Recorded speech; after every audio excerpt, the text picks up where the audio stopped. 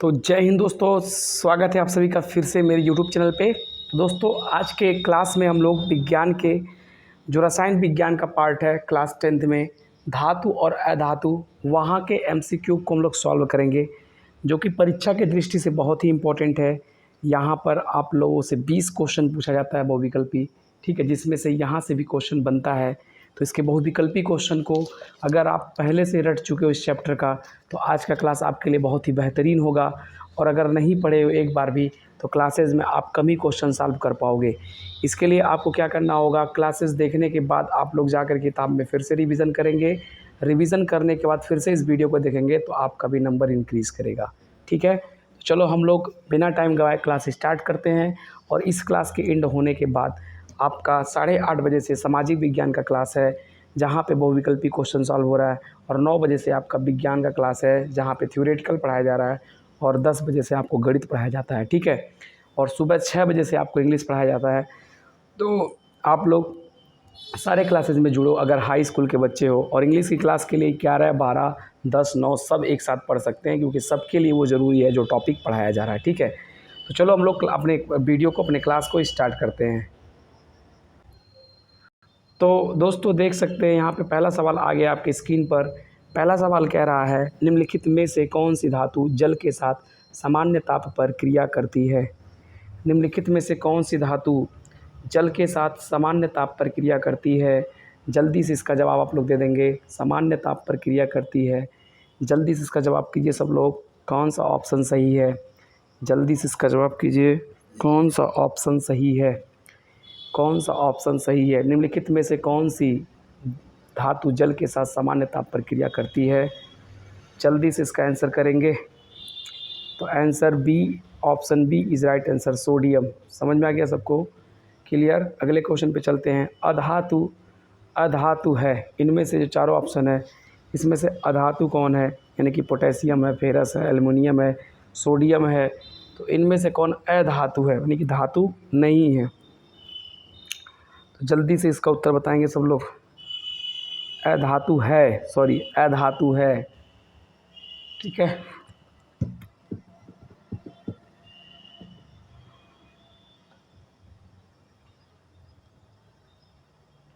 जल्दी से आंसर देंगे। तो फेरस नहीं, फ्लोरीन लिखा है बाबू। ये फेरस की स्पेलिंग, फेरस की होती है एफ ई फेरस होता है, ठीक है। तो आप लोग ध्यान देंगे सब लोग, इसका ऑप्शन बी ही राइट होगा, एफ, ठीक। अगले क्वेश्चन पे चलेंगे। कैल्शियम फास्फेट का सूत्र है, कैल्शियम फास्फेट का सूत्र है, जल्दी से इसका जवाब करेंगे। कैल्शियम फास्फेट का सूत्र है, सभी लोग इसका जवाब कीजिए। कैल्शियम फास्फेट का सूत्र है, सब लोग उत्तर कीजिए खटाखट।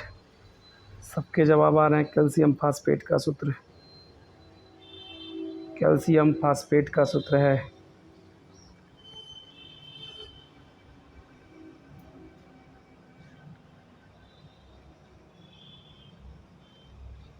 चलो सब लोग आंसर दे दिए। इसका जो विकल्प सही होगा बाबू, विकल्प B is right answer, CaPO4। क्या होगा, CaPO4, विकल्प B is right answer, okay. अगले क्वेश्चन पे चलेंगे। डैश डैश डैश करके लिखा है, ठंडे तनु अम्ल में हाइड्रोजन गैस बनता है। ठंडे तनु अम्ल में हाइड्रोजन गैस बनता है, जल्दी से जवाब करेंगे, जल्दी से जवाब करेंगे। 1 मिनट। इसके ऊपर वाला जो क्वेश्चन था एक बार फिर से देख लो सब लोग। इसका जो आंसर सही होगा कैल्शियम फास्फेट के लिए, वो ऑप्शन सी सही होगा। कौन सही होगा, option C is right answer होगा बाबू। तो आप लोग दिमाग में रखिएगा, ऑप्शन सी सही होगा इसका, ना कि ऑप्शन बी, ठीक है। अगले क्वेश्चन पे चलेंगे। तो अगला क्वेश्चन देंगे, ठंडे तनु अम्ल से हाइड्रोजन गैस प्राप्त होता है। ठंडे तनु अम्ल से हाइड्रोजन गैस बनता है, जल्दी से, ठीक है। किसके साथ क्रिया करके जो है ठंडे तनु अम्ल से हाइड्रोजन गैस बनता है। तो आप आंसर में रखेंगे जिंक को। आपका option C is right answer, zinc होगा सही, ठीक है। अगला, अम्ल से हाइड्रोजन हटाने वाला धातु है।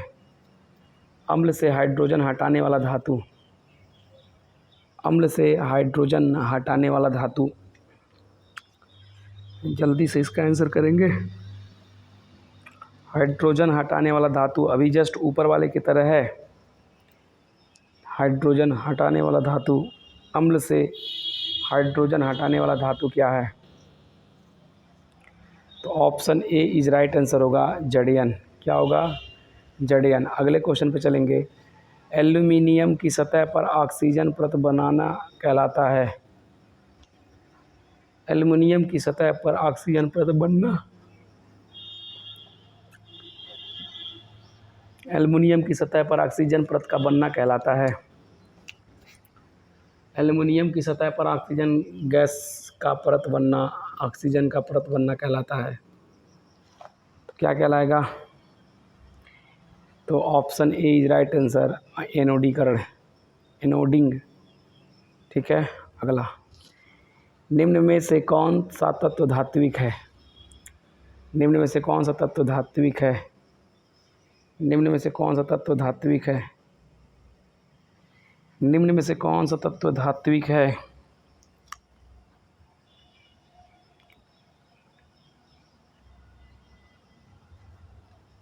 जल्दी से इसका उत्तर करेंगे।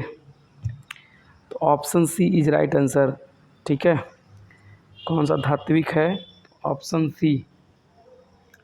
ठीक है। अगले क्वेश्चन पे चलेंगे। लिथियम सही था आपका यहाँ। अगले क्वेश्चन पे चलेंगे हम लोग। अगला क्वेश्चन है, जस्ता धातु हाइड्रोक्लोरिक अम्ल से क्रिया करके कौन सी गैस निष्कासित करती है? जस्ता धातु हाइड्रोक्लोरिक अम्ल के साथ क्रिया करके कौन सा गैस निष्कासित करती है? कौन सा गैस निष्कासित करती है? ठीक है। जल्दी ध्यान देंगे सब लोग। जस्ता धातु हाइड्रोक्लोरिक अम्ल से क्रिया करके कौन सा गैस निष्कासित करती है?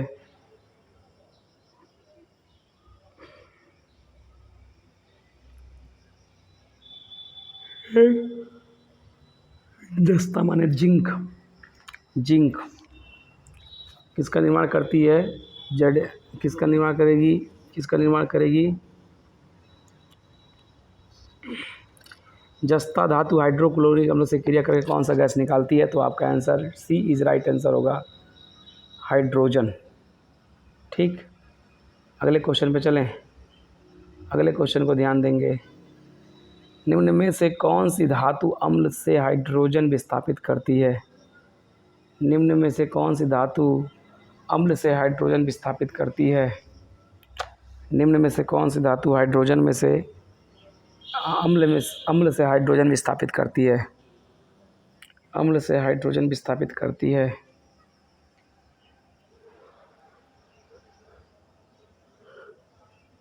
ठीक है। तो option A is right answer, magnesium. ठीक ना। अगले क्वेश्चन पे चलें। Question number 10। निम्नलिखित में से कौन सी धातु अम्ल से हाइड्रोजन विस्थापित नहीं करती? निम्नलिखित में से कौन सी धातु अम्ल में से हाइड्रोजन विस्थापित नहीं करती? निम्नलिखित में से कौन सी धातु अम्ल से हाइड्रोजन विस्थापित नहीं करती? जल्दी से इसका उत्तर करेंगे। निम्नलिखित में से कौन सी धातु अम्ल से हाइड्रोजन विस्थापित नहीं करती? जल्दी से उत्तर करिए। नहीं करती। ठीक है। 10वां का आंसर बताइए। 10वां का आंसर सी। 10वां का आंसर सी निकल कर के आएगा। ठीक है। 10वां का आंसर सी निकल के आएगा। ठीक। 10वां का आंसर सी निकल के आएगा, कॉपर। क्या सही है? सी, कॉपर। आगे चला जाए। 11वां, तांबे का अयस्क है। तांबे का अयस्क है। सब लोग जल्दी से इसका जवाब करिए। तांबे का अयस्क है। ठीक। क्वेश्चन 11 था ना, मैं 11 पे आ जाता हूँ। तांबे का अयस्क है। जल्दी से बताएंगे सब लोग। तांबे का अयस्क।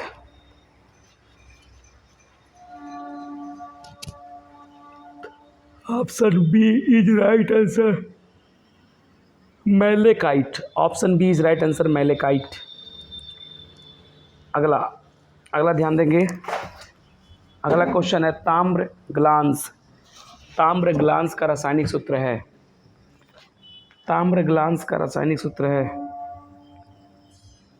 ताम्र ग्लांस का रासायनिक सूत्र है। तो ताम्र ग्लांस का रासायनिक सूत्र जो होता है वो होता है option A is right answer, clear clear CuS। Chloride अयस्क का उदाहरण है, क्लोराइड अयस्क का उदाहरण है, जल्दी से उत्तर कीजिए। क्लोराइड अयस्क का उदाहरण है, क्लोराइड अयस्क का उदाहरण है, क्लोराइड अयस्क का उदाहरण है। Option D is right answer, horn silver. क्या चीज़? Horn silver. लोहे में फ्राइंग पैन, फ्राइंग पैन को जंग से बचाने के लिए निम्नलिखित में से कौन सी विधि उपयुक्त करना चाहिए? लोहे का जो फ्राइंग पैन होता है, वो चलाने वाला बर्तन, जो फ्राई करने वाला बर्तन होता है लोहे का, ठीक है, उसकी बात कर रहा है। जंग बचाने के लिए क्या करते हैं? तो लोहे का जो फ्राइंग पैन है, तो उसको बचाने के लिए क्या करेंगे? क्या करेंगे? जल्दी से आंसर। तो उन्हें जो है बचाने के लिए क्या करेंगे? कोई भी चीज़ लोहा का है, ख़राब होने से लिए कि जंग से बचाने के लिए क्या करेंगे? उस पर ग्रीस लगा सकते हैं, पेंट लगा सकते हैं, जिंक की परत चढ़ा सकते हैं। यानी कि ऑप्शन डी मतलब इनमें से सभी द्वारा। अगले क्वेश्चन पे चलेंगे। खाद्य पदार्थों को सुरक्षित रखने के लिए डिब्बे में जिंक के स्थान पर टिन का लेपन होता है, क्योंकि खाद्य सुरक्षा को जिंक के स्थान पर टिन का लेपन होता है, क्योंकि टिन का लेपन क्यों करते हैं? टिन का लेपन होता है क्यों? क्योंकि कोई भी चीज़, जैसे मान लो कि आप लोग चिप्स खाते हो, तो उसके चिप्स के अंदर गैस भरा होता है, तो उसमें कौन सा गैस भरा होता है? जो अक्रियाशील होगा, जो क्रिया बहुत टाइम के बाद करता है। तो यहाँ पे अपेक्षाकृत कम अभिक्रियाशील, यानी कि option B is right answer होगा, ठीक है। टिन जो होता है कम अभिक्रियाशील होता है, इसलिए हम लोग उसको लगाते हैं। अगला क्वेश्चन, यदि कॉपर को वायु में खुला रखते हैं तो इसकी भूरी चमकीली सतह धीरे धीरे अपनी चमक खो देती है तथा इस पर एक हरे रंग की परत जम जाती है, तो यह निम्न के बनने का कारण क्या है? तो जल्दी से इसका जवाब करेंगे। यह निम्न में बनने का कारण क्या है? निम्न में बनने का कारण क्या है?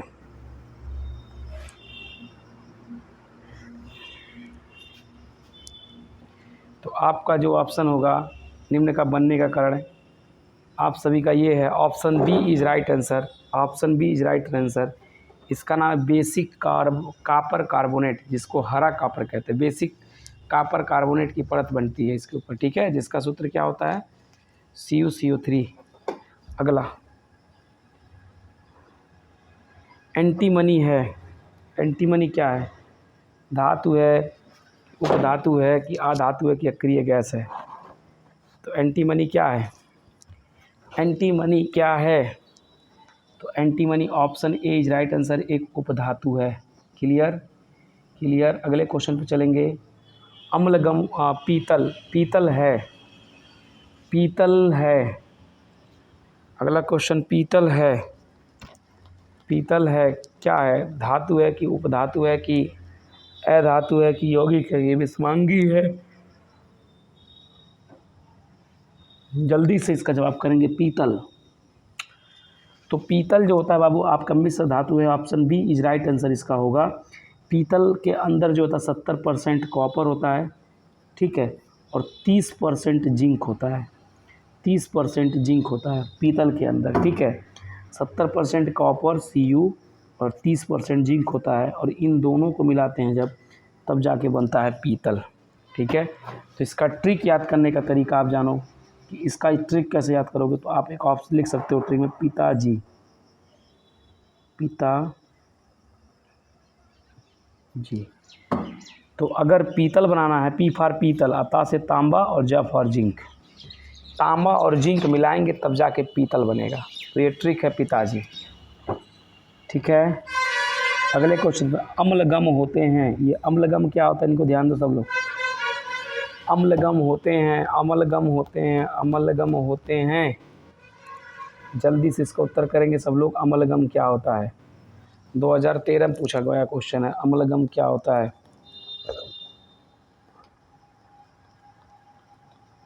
चलो, अम्लगम क्या होता है, अम्लगम ऑप्शन बी मिश्र धातु, अम्लगम क्या है आपका, मिश्र धातु है। फिर कह रहा है अगला क्वेश्चन, ध्यान देंगे सब लोग। अगले क्वेश्चन, जर्मन सिल्वर में कौन सी धातु नहीं होती है, जर्मन सिल्वर में कौन सी धातु नहीं होती है, जर्मन सिल्वर में कौन सी धातु नहीं होती है।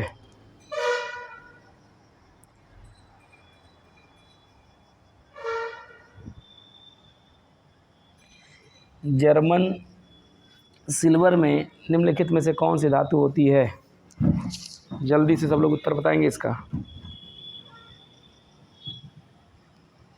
तो जर्मन सिल्वर में निम्नलिखित में से कौन सी धातु होती है, फटाफट उत्तर करेंगे सब लोग, 20वां का उत्तर कीजिए सब लोग।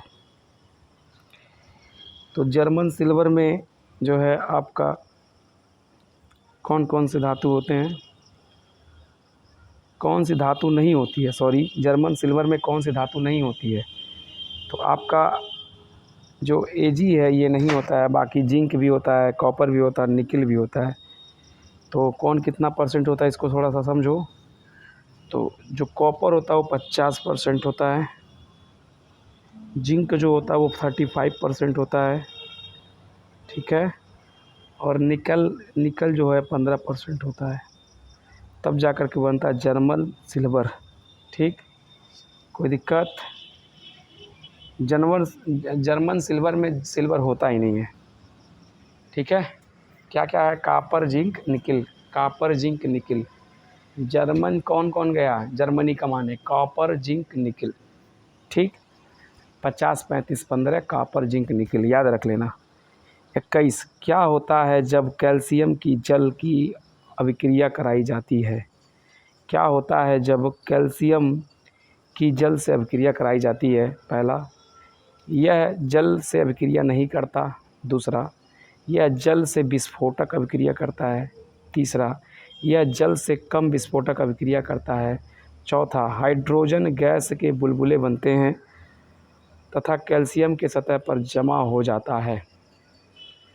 जल्दी से जवाब करेंगे, कौन कौन सा कथन सत्य है।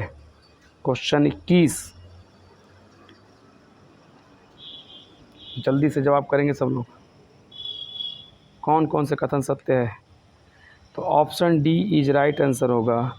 ठीक है, 3 और 4। ठीक, अगला क्वेश्चन ध्यान देंगे सब। कह रहा निम्न में से कौन सा कथन मैग्नीशियम धातु के लिए सत्य नहीं है। पहला, यह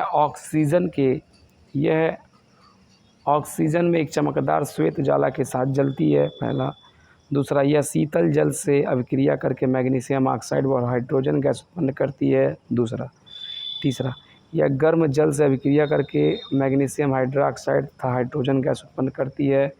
चौथा, यह जल वाष्प से अभिक्रिया करके मैग्नीशियम हाइड्रोक्साइड तथा हाइड्रोजन गैस उत्पन्न करती है। तो जल्दी से सब लोग इसका जवाब कर दो, जल्दी से इसका जवाब कर दो। तो इसका जो जवाब आएगा option B is right answer होगा। ऑप्शन बी, यह शीतल जल से अभिक्रिया करके मैग्नीशियम ऑक्साइड और हाइड्रोजन गैस उत्पन्न करती है। ठीक है, अगले क्वेश्चन पे ध्यान दो सब लोग। अगला क्वेश्चन कह रहा है ये सूची है और इसको मिलाना है, सूची को मिलाइए। ठीक, आपके सामने है, पहले अपने कॉपी पे मिला लीजिए कौन कहाँ मिलेगा।